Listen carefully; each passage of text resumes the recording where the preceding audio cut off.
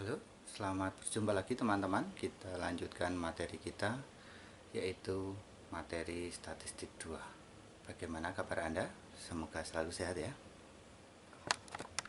Halo teman-teman, kita berjumpa lagi. Saat ini kita akan belajar tentang uji median. Apakah uji median itu? Pada pembahasan sebelumnya, kita telah mengenal uji runtun, di mana kita menguji apakah sampel itu acak dari suatu populasi atau dua sampel itu diambil dari satu populasi atau bukan, atau dua sampel berasal dari dua populasi yang berdistribusi sama atau tidak. Pada materi yang lainnya kita juga telah menguji apakah median ya, uji tanda Wilcoxon untuk menguji apakah median suatu sampel itu tertentu sesuai dengan harapan kita atau tidak. Nah, sekarang kita akan menggunakan uji median. Untuk apa uji median? Uji median yang pertama bisa digunakan untuk menguji apakah dua sampel itu berasal dari populasi yang sama atau tidak, atau berasal dari populasi yang mediannya sama, gitu ya. Jadi kalau di uji parametrik kita mengenal rata-rata atau min, nah di uji non parametrik kita menggunakan median. Hipotesis yang kita pakai yaitu ini ya, kedua sampel acak berasal dari dua populasi dengan median sama versus H1-nya yang depan yang dipakai. Kedua sampel berasal dari dua populasi yang mediannya berbeda. Atau kalau kita menggunakan yang dalam tanda kurung, kedua sampel acak berasal dari populasi yang sama. H1-nya, kedua sampel berasal dari dua populasi yang berbeda. Itu ya. Silahkan diingat untuk hipotesisnya. Tabel yang kita gunakan adalah tabel Chi-square, seperti X kuadrat gitu ya tulisannya. Tabel Chi-square. Daerah kritisnya yang akan kita pakai adalah H0 akan ditolak jika Chi-square perhitungan kita nanti lebih dari atau sama dengan Chi-square tabel, di mana Chi-square tabel itu diperoleh dari Chi-square dengan signifikansi alfa dan derajat bebasnya dk atau df itu 1. Jadi nanti yang dilihat hanya yang paling atas saja. Oke. Ini tabelnya ya teman-teman. Titik persentase distribusi Chi-square untuk derajat bebas 1 sampai 50. Nah, yang kita lihat hanya baris pertama saja. Ya, baris pertama sama yang kita lihat lagi apa? Nanti prosentasenya ini. 25%, 10%, 5%, 1%, setengah persen atau 0,1%. Jadi ini ya, paling atas ini nanti yang kita perhatikan median. Langkah yang kita gunakan adalah pertama, menggabungkan kedua sampel menjadi satu. Setelah kita gabungkan, kita tentukan mediannya. Ingat, menentukan median berarti kita urutkan dulu, ya. Setelah itu, dari setiap sampel kita tentukan banyaknya data yang berada di atas median dan di bawah median. Kita buat tabel seperti ini. Di atas median itu A1, di bawah median itu untuk sampel 1 itu B, berarti atas A, bawah B ya. Sampel 2 di atas A2, yang di bawahnya B2.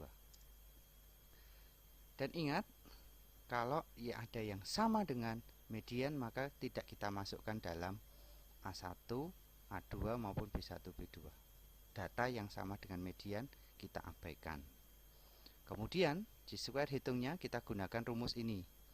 N itu nanti banyaknya ini A1 plus A2 plus B1 plus B2 dikali kuadrat dari harga mutlak.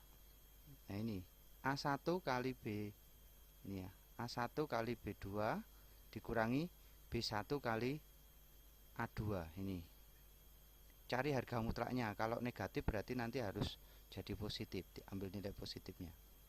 Dikurangi N per 2, dikuadratkan, dibagi ini dijumlahkan A1 plus A2. Jadi yang sini jumlahnya berapa ya, B1 plus B2 berapa, A1 plus B1, A2 plus B2. Nah, nanti untuk ngisi ini ya, ini tuh. Oke, kita lanjut.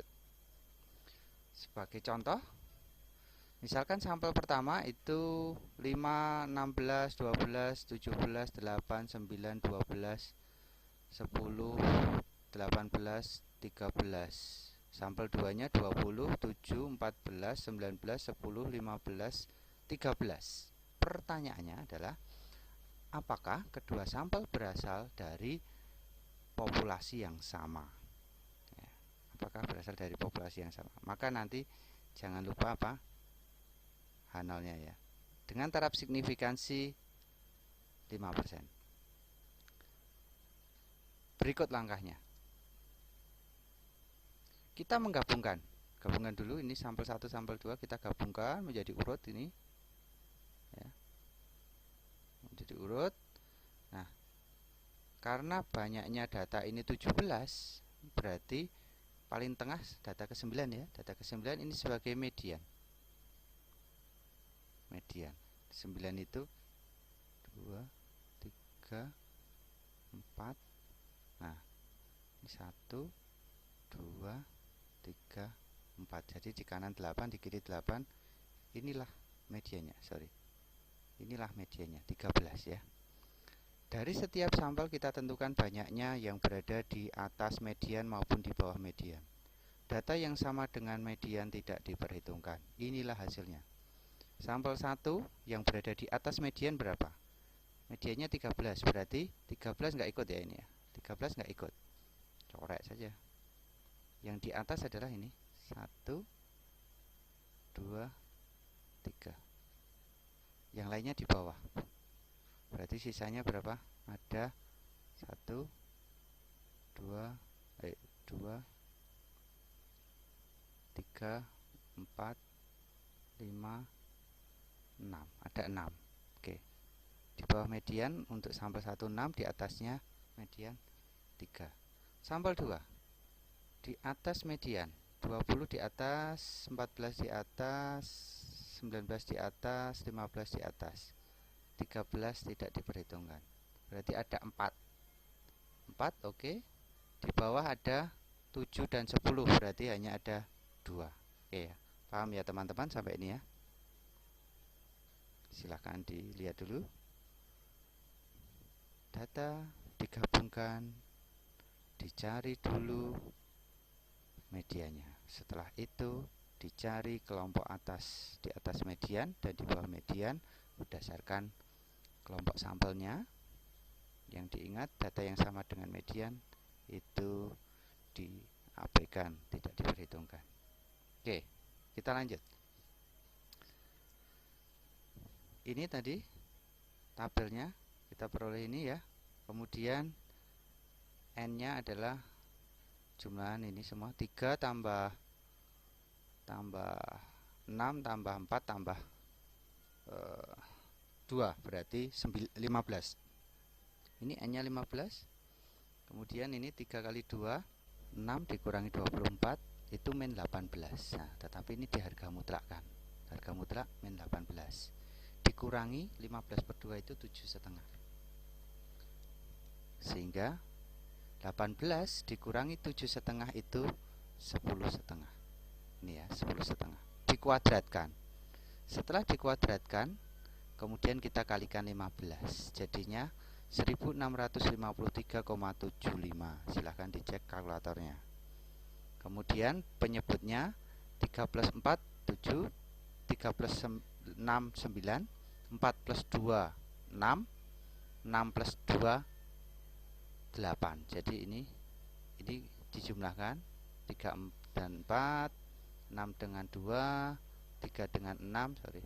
3 dengan 6, dan 4 dengan 2. Hasilnya ini 7 kali 9 kali 6 kali 8, 3024. Nah, kalau kita bagikan, maka hasilnya adalah 0,547. Silahkan dicoba di kalkulator. Oke ya, silahkan dipahami dulu untuk memasukkan datanya. Nanti juga ada di PPT-nya. Nah, penyelesaiannya sekarang kita mulai dari H0, hipotesis. Kedua sampel acak berasal dari dua populasi yang sama, H0-nya. H1-nya, kedua sampel berasal dari dua populasi yang berbeda. Tingkat signifikansi 5%, maka X square tabelnya, G square tabelnya itu 3,842. Coba dilihat di tabel tadi ya, di tabelnya. Daerah kritisnya, H0 ditolak jika G square hitung lebih besar dari G square tabel, sehingga H0 akan ditolak jika G square hitung lebih besar dari 3,842. Dari perhitungan diperoleh bahwa G square hitung tadi berapa? Ya betul, 0,547. Sehingga kesimpulannya, karena G square hitung itu 0,547 kurang dari 3,842, kurang dari 3842, maka H0 diterima. Betul. Jadi kesimpulannya apa? Kalau H0 diterima berarti pernyataannya H0 benar.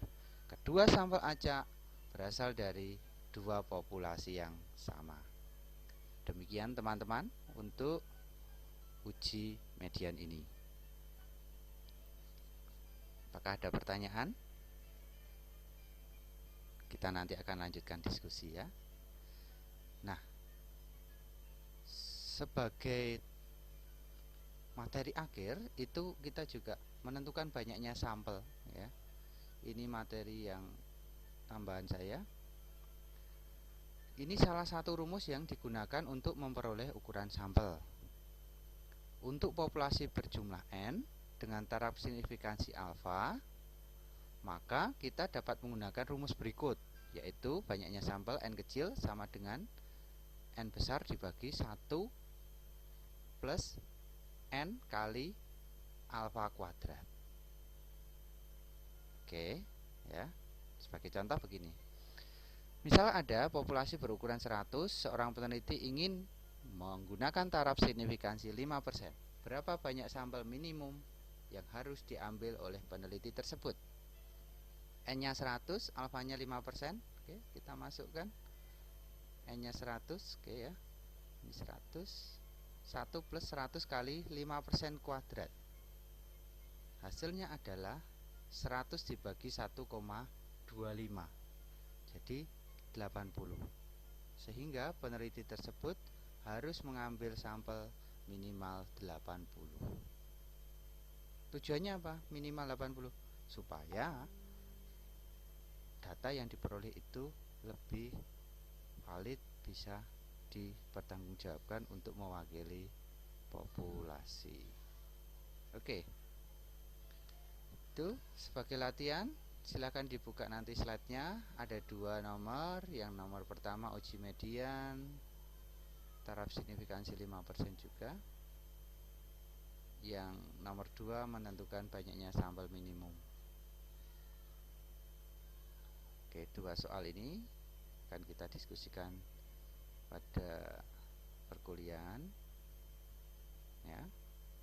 Dan selamat belajar, materi sudah usai. Silahkan teman-teman mempersiapkan diri untuk UAS. Silahkan belajar dengan baik. Semoga sukses dan Anda sehat selalu. Terima kasih. Oke, demikian teman-teman materi kita. Jangan lupa Anda subscribe channel ini supaya Anda tahu perkembangan materi kita selanjutnya. Terima kasih.